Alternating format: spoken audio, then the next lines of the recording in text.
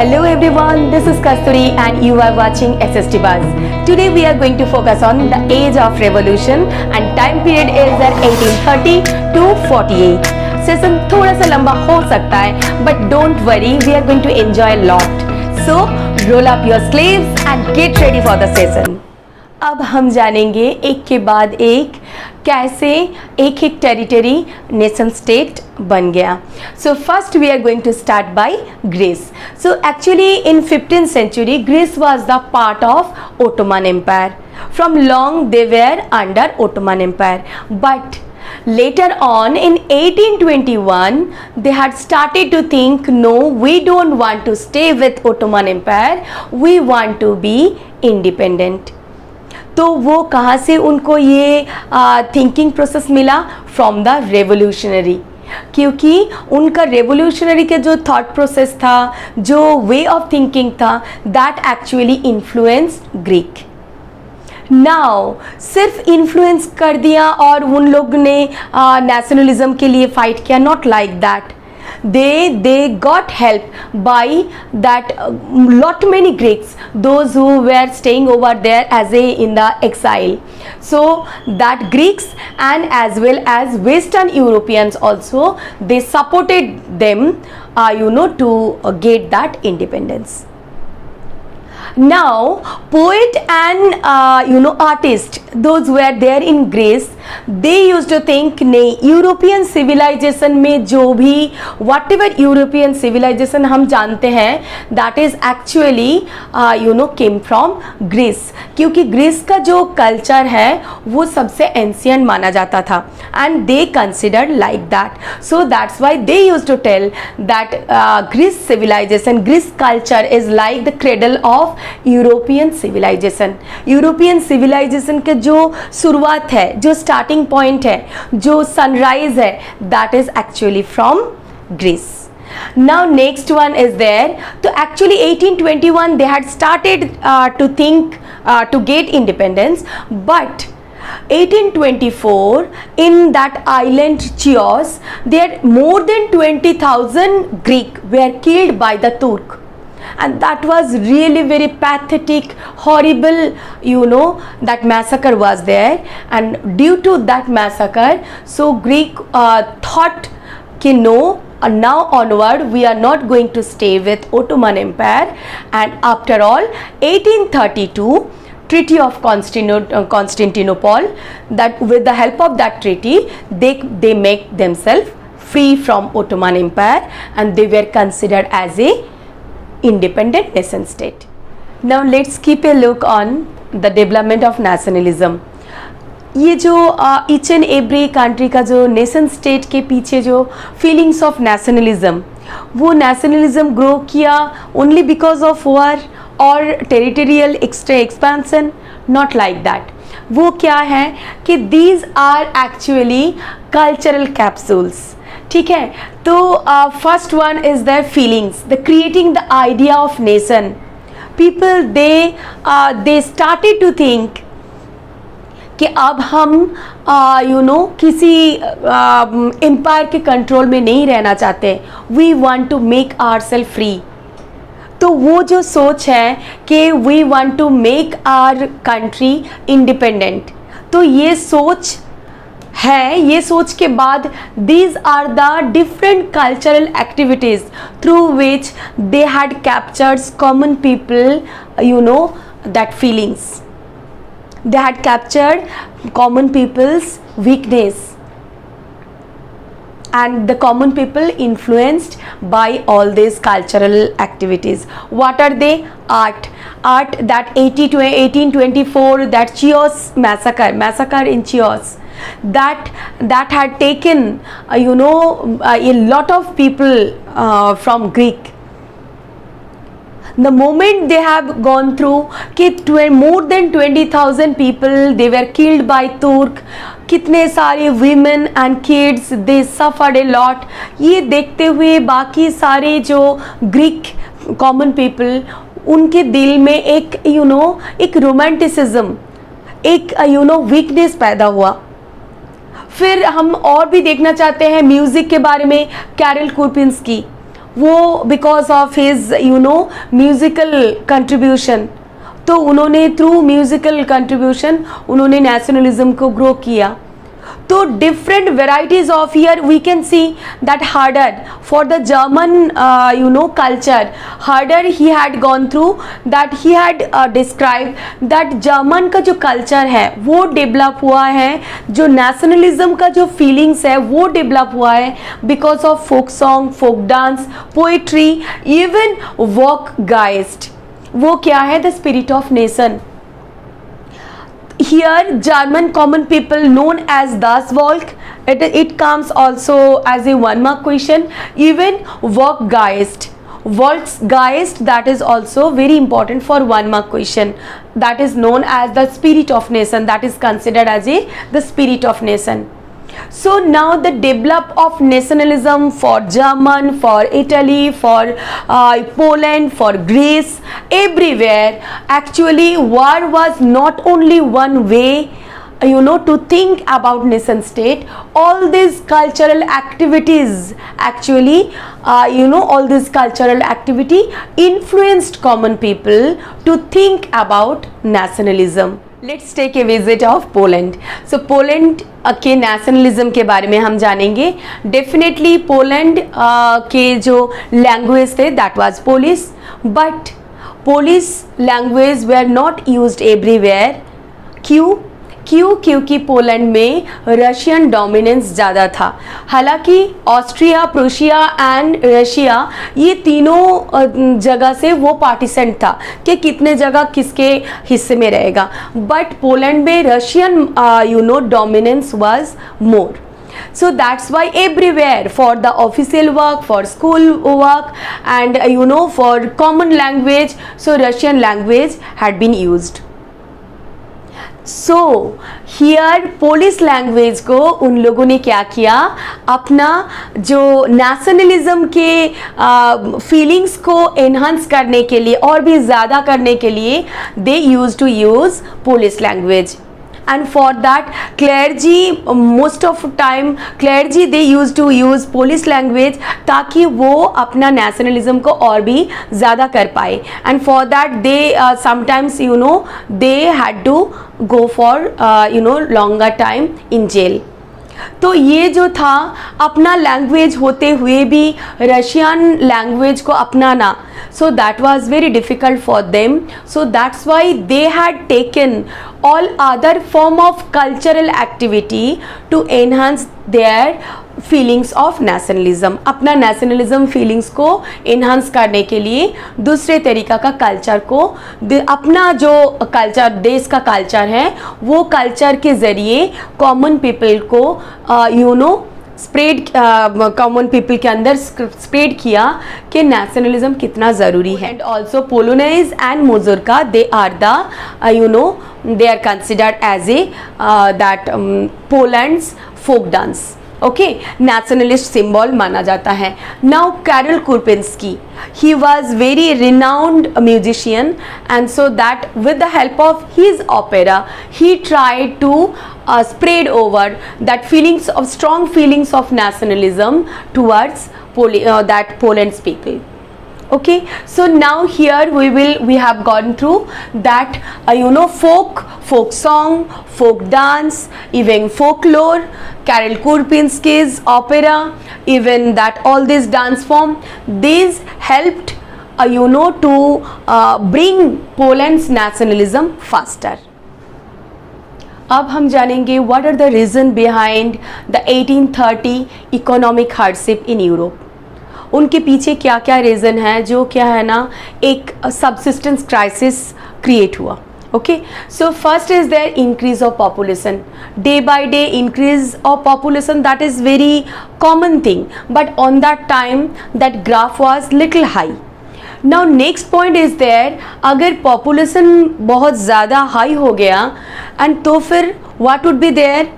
Now third point we are going to make a link. First one, increase of population due to that rise of food price.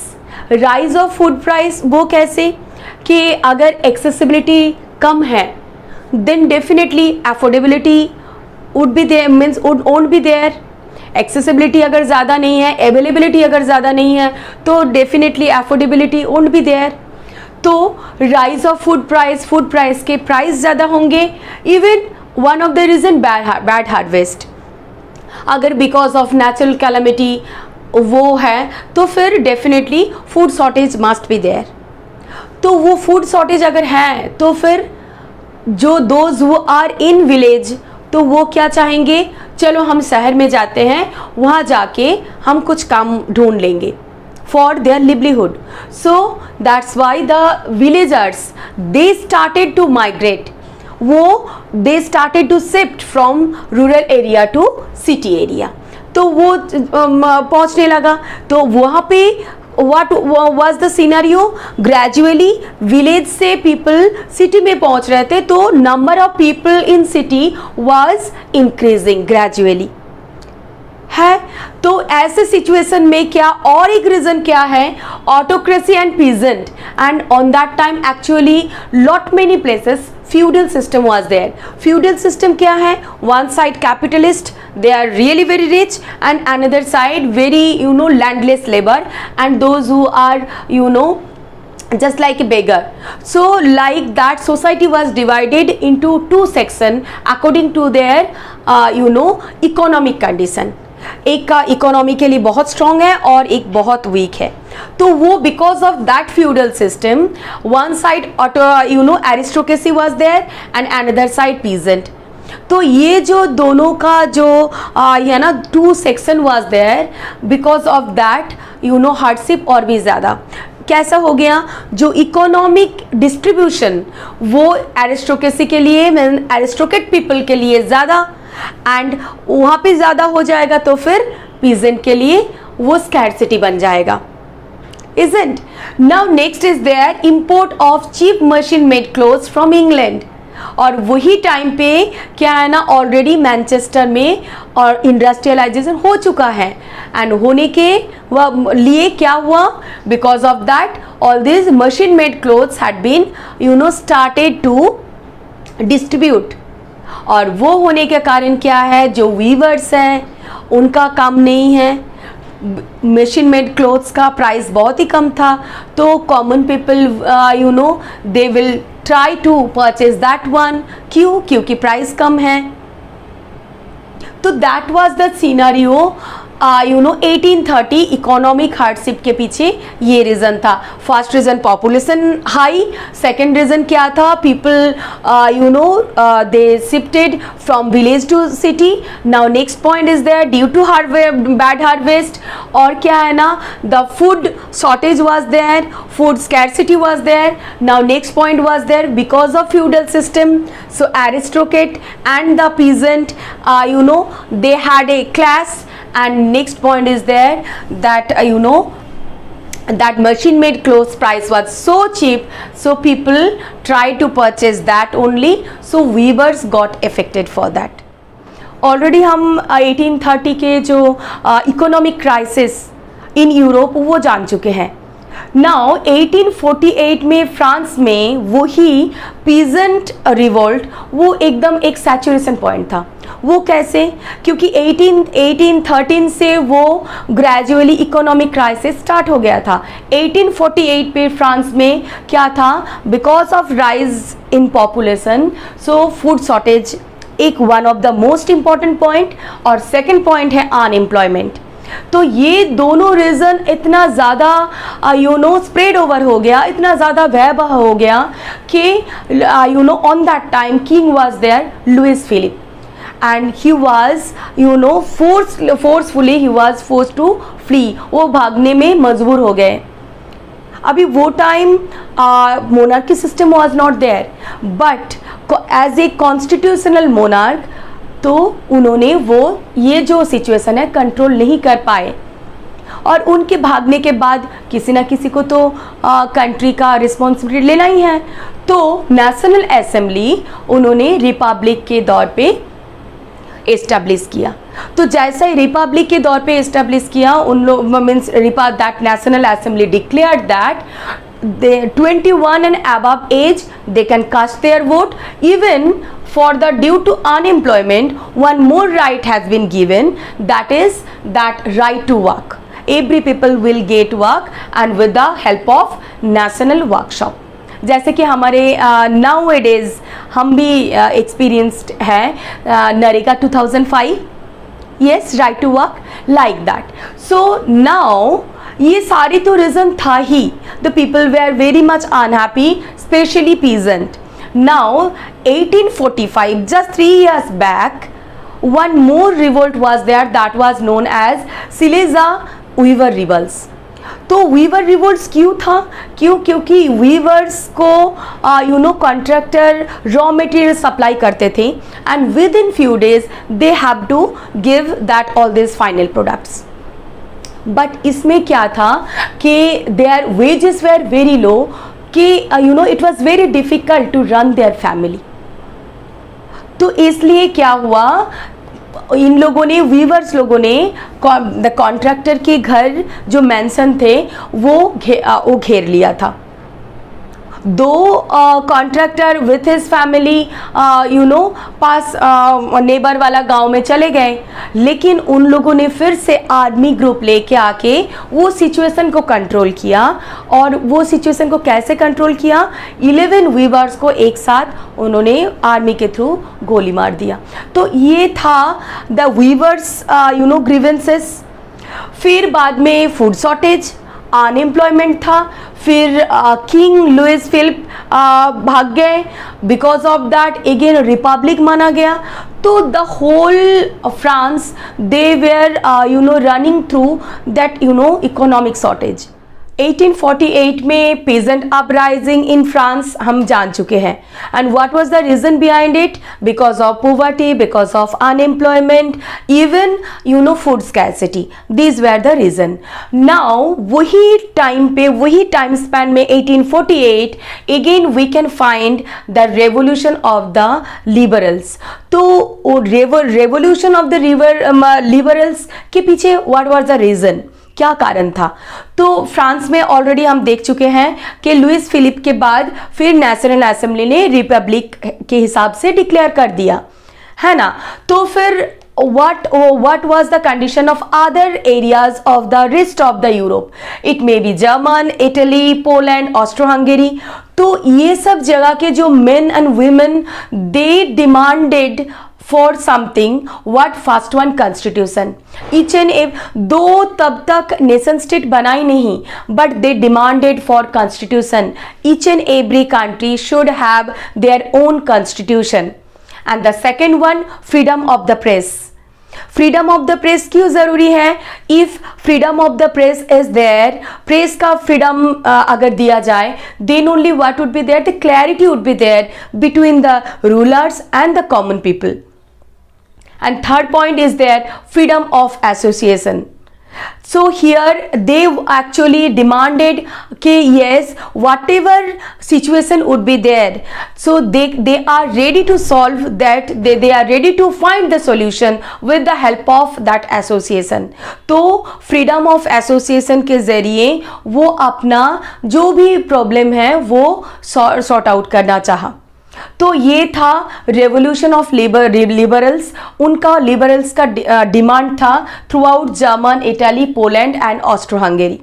अब हम Frankfurt parliament के बारे में जानेंगे. First one, definitely it was situated in Frankfurt city in German. Now actually that Frankfurt Parliament, it was not built because of that, to establish parliament. Actually it was there as a St. Paul Church, that the St. Paul Church was convened into that Frankfurt Parliament. Now that Frankfurt Parliament actually it was taken by the middle class people. So वो क्यों? क्योंकि middle class people they had framed the constitution for the German state. And वो German state constitution बनाया किस लिए था? क्योंकि they wanted to set up constitutional monarchy. तो कॉन्स्टिट्यूशन होंगे एंड साथ साथ में that form of monarchy would be maintained. and for that when they had framed all this constitution, so उन लोगों ने क्या किया, the middle class they offered Frederick Wilhelm four को, उन्होंने जो कहना था, उन दिनों में प्रूशिया का किंग थे, तो उनको ऑफर किया गया था किंगशिप के लिए, but he rejected that offer. वो भी एक रीज़न है, क्योंकि he was the king. Now here middle class wanted to set up constitutional monarchy. Constitutional monarchy means that constitution would be there, all these constitutional rules and regulations would be framed by middle class, and here king को वो सारे मानना पड़ेगा। तो it was that's why king that Frederick Wilhelm four he denied that. सो क्योंकि उनको elected assembly के concept पसंद नहीं था। तो दैट वाज द रीजन, दो already I have told already, Frankfurt parliament that was actually dominated by middle class. Why? Because they have set up for the constitution, for the debate and discussion for the nation. So that's why the whole parliament was dominated by middle class. But here और एक बात हम जानेंगे, तो on that time women's participation was not there। क्योंकि तब तक women's they were fighting a lot, they were struggling a lot to get their own right। But then also they used to make their association, founded newspaper, even political party भी attend करते थे, political meetings also। So all these things they used to do। Even जब Frankfurt Parliament was set up in St. Paul's Church, on that time women were there, they were present over there, but as a observer, they were not at all as a active member of that parliament। अब हम क्या जानेंगे, the whole Europe, जो eastern part of Europe, western part of Europe, even central Europe, जो 1815 से पहले ही western part of Europe को क्या है ना, मोनार्की सिस्टम से आगे जाना था, मीन्स मोनार्की सिस्टम का चेंज करना था।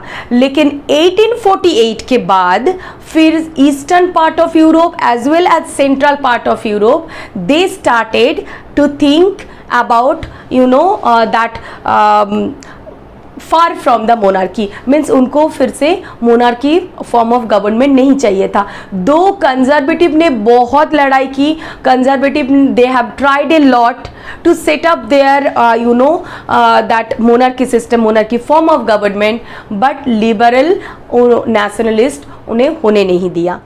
These are all about the age of revolution. The age time period is 1813 to 1848. I hope you have understood nicely. If you have any query, doubt, so feel free to ask me. Thank you so much for watching. Tata, bye bye.